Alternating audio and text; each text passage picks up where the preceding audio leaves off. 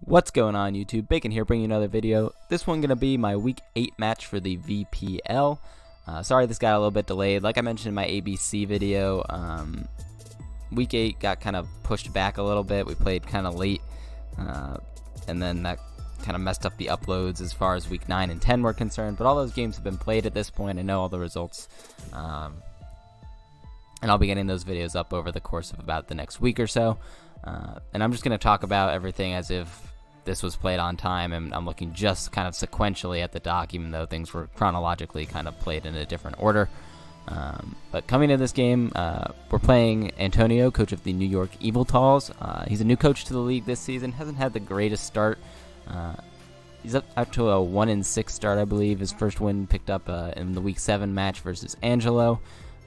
And we, of course, are sitting at 5-2, looking to make a strong case for a playoff spot. So definitely a game on paper that I'm kind of slated to win, of course, but he does have a pretty threatening team versus mine. It's actually more of a Rain-based team than what's kind of on the screen here. And my matchup versus Rain isn't particularly good just because my team is so offensive. I don't really have great ways of kind of winning the war of attrition and stalling out Rain. But obviously, you don't really see too much Rain on the other side of the field there. So let me just get into what his whole team is, and then we'll get into a little bit of my team builder and what he actually ended up bringing.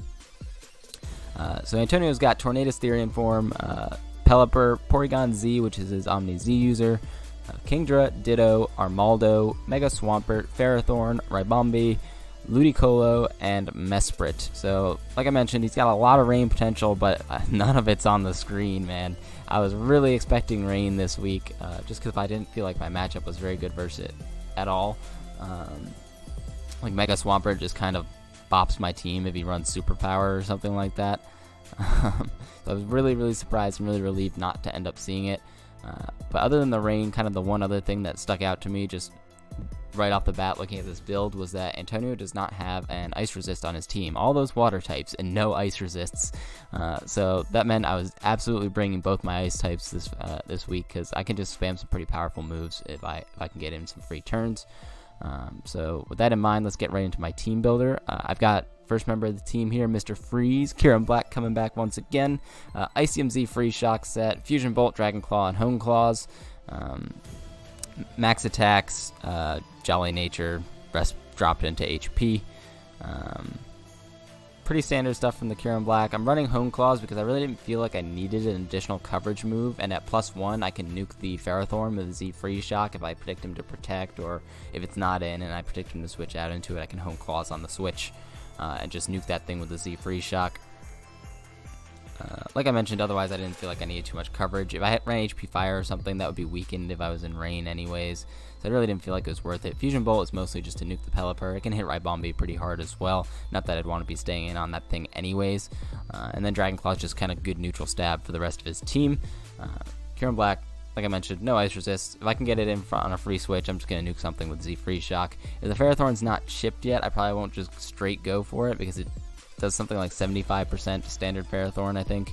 And I prefer to kind of OHKO that thing based on the fact that I don't have any additional coverage. So I'd either Hone Claws on the switch into Ferrothorn, or just kind of wait until the Ferrothorn was a little bit more weakened to actually blow my load. But yeah, that's the Kieran Black set for this week. Pretty standard stuff with the Z move. Next up is my other ice type. We got Wampa the Mega Abomasnow. Felt like it was a must bring this match because the Hail can reset Rain. And it's also a nice grass type to resist Mega Swampert's dual stabs. I do anticipate him, like I mentioned, to have superpower if he brought Mega Swampert. But the way this Abomasnow's EV'd, I'm actually max HP, mixed defenses, and then a tiny bit into special attack just to guarantee a 2-hit KO on Ferrothorn. I've got HP Fire, Blizzard, Giga Drain, and Ice Shard. HP Fire there for the Ferrothorn. Can 2-hit KO that thing with my special attack investment. The mixed defenses are so I can come in potentially on something like Kingdra going for a water move, or a predicted water or ground move from Swampert, just so I can reset the Hail and get the Rain out of there, so Swift Swimmers can't just body my team. Ice Shard, Giga Drain, and Blizzard being some nice dual stab combination for the Mega Abomasnow. If things are chipped down, like the Swampert or the Kingdra or something like that, any of its Rain Sweepers that otherwise outspeed me, even like a +1 Quiver Dance Ribombee or something like that. Ice Shard's kind of nice to pick those things off if they're weakened. Giga Drain's nice to get health back over the course of the match, and of course whack that Mega Swampert, and even the Kingdra. And Blizzard, like I mentioned, no ice resist on the team, just hits really hard, even with this kind of very little special attack investment on Mega Bomb Snow. It's a strong move coming off a pretty nice base special attack stat anyway, so it's still going to do pretty good damage to the rest of his team, especially as Hail continues to further chip him down. So Mega Bomb Snow had, I thought, a really good matchup on paper here, and I really needed the Hail to reset his reign. Next up here, we got Lococo, Tapu Koko coming back with leftovers, Taunt, Grass Knot, Volt Switch, and Defog. Kind of a wonky Tapu Koko set, but his only ground type is the Swampert, which I have Grass Knot for anyways. If Rain is up, obviously that's a little bit more of a concern. But the idea of this set was basically to lead, catch something like a Pelipper or Tornadus or even a Ribombee lead, and either Volt Switch out or Taunt. So if Ribombee leads off, I'll be predicting it to go for Sticky Webs, be like a Focus Sash Sticky Web set. I can taunt that thing right off the bat. If it stays in, great. It won't even do too much to me if it goes for an attack. And I can always just Volt Switch out into my Klefki to kind of wall that thing. Or if he decides to switch out, I predict he'd go into something like Ferrothorn, assuming his Rain's not up. So I thought Tapu Koko had a really good lead matchup. Even if he led Pelipper, I don't think he should ever risk, if in this kind of hypothetical scenario, I don't think you'd ever risk your Mega Swampert. But if he did, it was worth going for Grass Knot. So the plan was, if he led Pelipper, I was going to click Grass Knot, predicting a Swampert switch in. Ferrothorn would be the better switch in there, in my opinion, but I can always taunt that thing, Volt Switch out, waste some Rain turns, get into my Miltank, which you'll see later on, and just kind of try to stall out some of the Rain turns. But I thought Tapu Koko just had a really good matchup. Nothing really appreciates a Volt Switch on his team. It's a great check to things like Tornadus Therian, and then most of his team while Rain's not up. Really nice matchup on paper, and Defog's there just in case he gets up like Webs or Spikes or something with his Ferrothorn. And his Ribombee. So just good matchup for Tapu Koko. Next up is Frogchamp the Greninja, kind of trying to take advantage of the rain here, running Mystic, Water, U-Turn, Hydro Pump, Water Shuriken, and Dark Pulse. Water Shuriken that being there primarily for the Swampert. If the Swampert was at like 40% or something, it should die to 3 hits of Water Shuriken and Rain. Water Shuriken, Hydro Pump plus Mystic Water plus Rain Boost should 2-hit KO standard physically defensive Pelipper, and obviously kind of put the hurt in on his team. And Dark Pulse is just kind of a nice neutral coverage move to hit the rest of his squad. Hits Mesprit particularly hard, I guess, and U-Turn out just to kind of get some initiative on things like the Mesprit in particular, and just get some chip damage spread around his team. Next up is kind of a jank Klefki set. We got Klefki coming back with leftovers. Prankster ability, Hidden Power, Fire, Substitute, Toxic, and Protect. So this is kind of my best way of playing the attrition game in terms of stalling out his Rain. I can sub-protect out a bunch of his Rain turns with this Mon, and Toxic pairs with that really nicely because I can wear down his entire team bar Ferrothorn, because I can Toxic all of them, and just kind of stall them out with Prankster Sub-Protect and the leftovers recovery. It's kind of like a pseudo sub-toxic Gliscor, but not quite as effective, I guess. And the HP Fire is there specifically for the Ferrothorn because, like I mentioned, it's the only thing on his team that I cannot Toxic. And outside of Rain, Hidden Power Fire is actually doing pretty decent damage to the Ferrothorn. Plus, I can stall out his Gyro Balls with continuous subs and protects, because he's only got 8 Gyro Balls, and if I can get rid of all of them, that's really nice for the rest of my team, particularly things like my Miltank, my Tapu Koko would really appreciate, and even Kieran Black would really appreciate stalling out those Gyro Balls on the Ferrothorn. So Klefki here, just kind of a stall set, max HP, max def. Just going to be able to take a lot of hits from things on his team. If his Tornadus Therian's not carrying Heat Wave, it's a good check to that as well, and a potential... it's got potential to stop Kingdra from just spamming dragon moves versus me. I've got double fairy, so I've got water resist and I've got dragon resist on the team just to kind of keep the Kingdra, even though Swift Swim, like I mentioned, is a huge problem for my team, it can at least keep the Kingdra somewhat contained. Next up, we got Whitney the Miltank, Rocky Helmet, Sap Sipper Miltank here with Stealth Rock, Milk Drink, Body Slam, and Fire Punch. Fire Punch there just to weaken the Ferrothorn. Body Slam is nice to spread pair around his team, things like Ludicolo, Swampert, Kingdra, even Tornadus Therian. If I can paralyze any of those things, it's going to be really nice for the rest of my team having those slowed down. Milk Drinks for longevity, and Stealth Rock chips down his team really nicely. Things like Pelipper, Tornadus don't want to be continuously switching in on Stealth Rocks over the course of the match. Rocky Helmet's just there to weaken the Ferrothorn, so the kind of dream in mind I had was I taunt the Ferrothorn so it can't go for Stealth Rocks or Leech Seed or anything like that. Volt Switch out into Miltank on a predicted Gyro Ball. and then kind of chip him down with Rocky Helmet damage plus Fire Punch. Sap Zipper is nice because it also means I'm immune to his grass moves, so even though I haven't taunted it, it can't Leech Seed me, so this is a good Leech Seed switch in on the team. And the +1 attack boost, if I actually caught a grass move, would actually be really nice for output on my Fire Punch, which would 2-hit KO it if I was +1. Assuming, of course, we're outside of rain. And it's really just a free Stealth Rocks from Miltank if I get it on Ferrothorn anyways. This thing can also take hits from Swampert, potentially. The Rocky Helmet would be nice to chip that thing down. Potentially put it in range of Water Shuriken from my Greninja. Obviously, if rain's not up, Swampert's not going to be a problem. But if rain is up, I need some way to get that thing chipped enough to the range that it can get knocked out by things like Greninja or Ice Shard on my Abomasnow or something like that. So Miltank, I thought, just kind of rounded out the defensive core quite nicely here.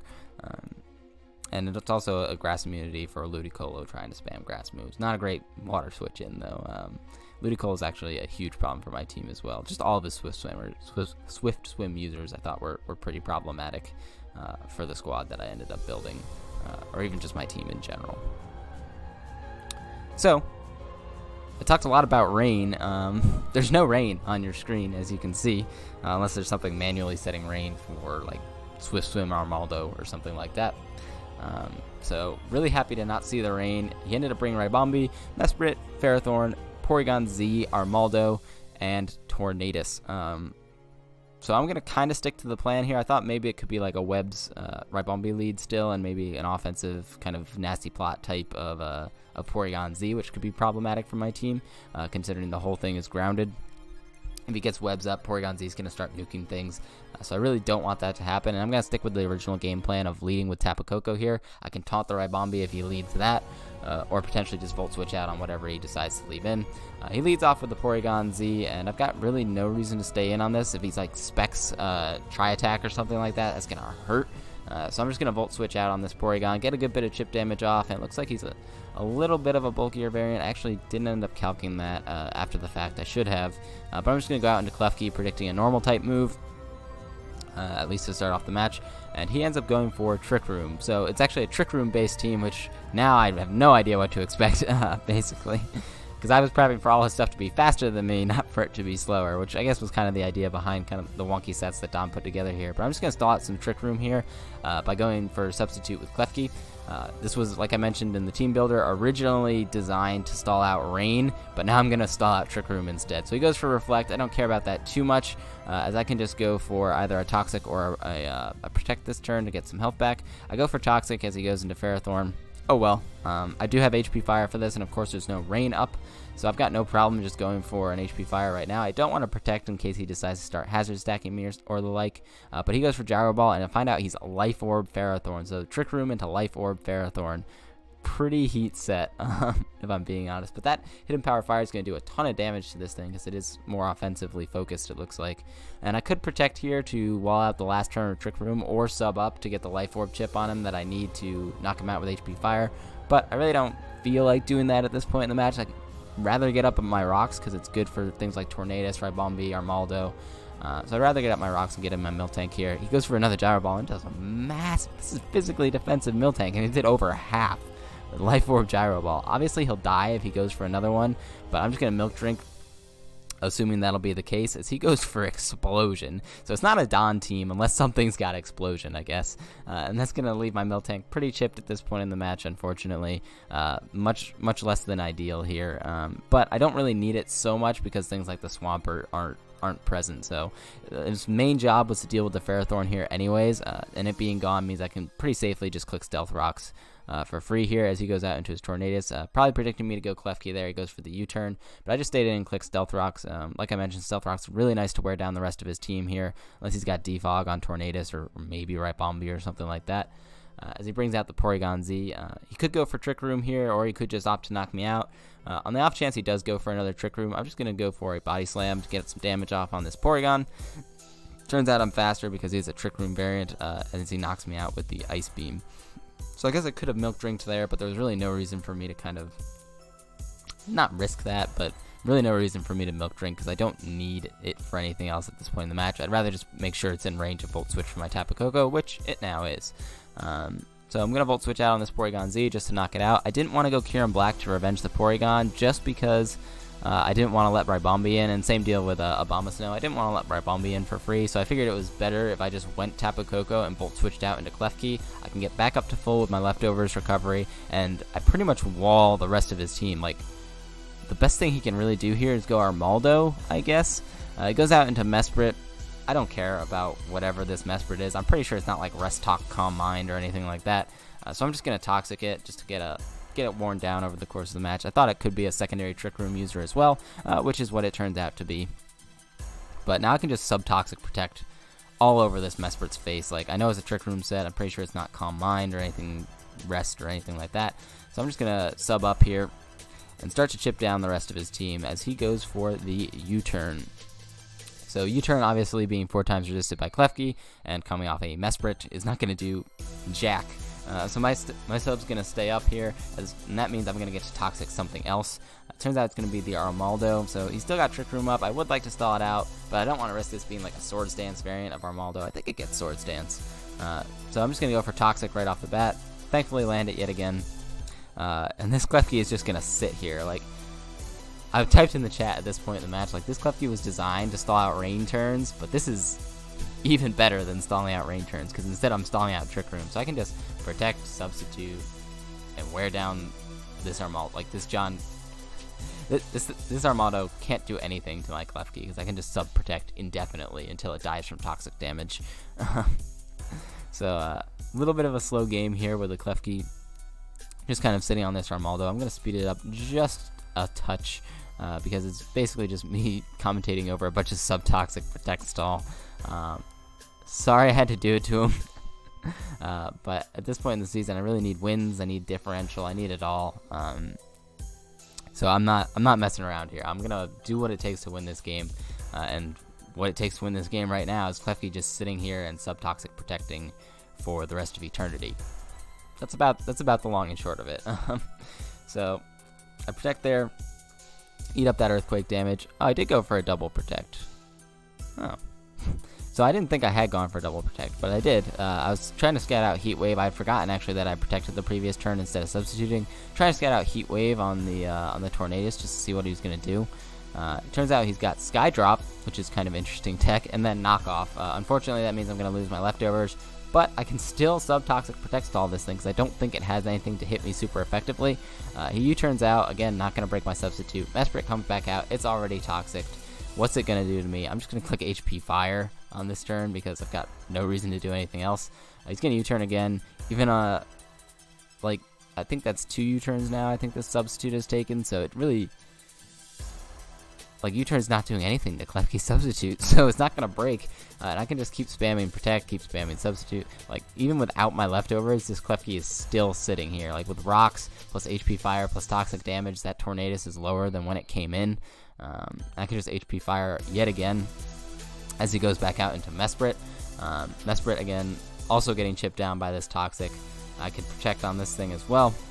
And I'm still pretty sure another U-turn's not going to break my substitute, so I'm just sitting here with Klefki. He goes once again for U-turn, like I mentioned. But now with the Toxic damage off on Mesprit, it's pretty much in range of Rocks plus another couple turns of Toxic. It goes hard out into Ribombi this time instead of U-turning as I go for HP Fire. That's going to be a 2-hit KO on Ribombi. Obviously, it won't be if he Quiver Dances up, but he's going to double out into Tornadus, so there's nothing he can do to this Klefki. Like, I don't know. I don't want to call this an oversight in prep, because nobody runs Klefki like this on, like, a normal matchup.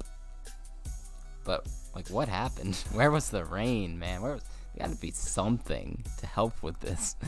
Like, Swampert can at least break the sub, and it threatens me out after, like, unless it's toxic. But Klefki's just gonna sit, man. Like, I don't know what else to tell you guys. How long has it been on the field now? It came out, like, turn 16, right? So it's been on the field for like 10 turns now or so. This thing can't Quiver Dance up on me because we saw it. I did 38 with HP Fire earlier, so it just drops to HP Fire. And then Tornadus gets to come back out and die to some Toxic plus HP Fire stall. Thankfully, it's nice and low now, so it won't take so long to get it dead. Sky Drop actually fails when you're behind Substitute as well, for those who didn't know. But yeah, sorry for kind of a slow, boring game here, guys. Just turned into Sub-Toxic stall. I wasn't anticipating this when I built the team. Like, I was anticipating a little bit of stalliness with the Klefki just to be able to get rid of rain turns, but otherwise I expected kind of a more fast-paced type Sakmon game with all the rain sweepers, but since they didn't end up coming, that kind of really slowed down the match a lot and allowed Klefki to really just sit. Pick up 4 kills this match for Klefki? Yeah, I think that was 4 kills for Klefki this match. And it basically 6-0'd his team, I think. Like, even from the get-go, it could have basically 6-0'd his team if I just Toxic Porygon, subbed, HP fired the Ferrothorn a couple times, subbed up to get it to take some Life Orb, recoil. I'm pretty sure I could have just 6-0'd this entire team with Klefki. Which, you know, at this point in the season, I don't blame John for building some kind of heat sets for this match. Especially because I have at least built up a little bit of a reputation for being good versus rain teams. I can understand trying to go a different route with it, but I really thought rain had a good matchup versus me, and I was really surprised to not see it. A lot of stuff didn't even hit the field. Kieran Black didn't hit the field. Abomasnow didn't hit the field. Greninja didn't hit the field. And Tapu Koko was on for 2 turns and it Volt Switched twice. So Klefki pretty much dominated this game, is the long and short of it. Don't mess with the keys. I really actually have liked using Klefki a lot more than I expected I would, because I know it's not like your typical bulky steel or anything like that. Its stats are not impressive at all. But Prankster is just such a good ability, such a good ability. Even with the Dark type nerf, where you can't Prankster move Dark types, Klefki is just a lot of fun to use, actually. I really enjoy building with it. So I was actually really happy I picked it up earlier in the season on waivers. Now we're sitting at 6-2. Looking pretty good for playoffs. We got 2 more games left, which, like I mentioned, will be going up sometime in the coming week as well. We're playing against Angelo, who's currently winless on the season, and then I believe also Ben, who is fighting for a playoff spot over in the Heatmore division. So a couple good games left on tap before the playoffs start. And sitting at 6-2, we're actually sitting pretty for snagging one of those slots. So thank you guys very much for watching if you did to this point. Sorry again for kind of a slow match, but hopefully you guys tune in for the next one, and thank you all for watching. Have a good one. Bye-bye.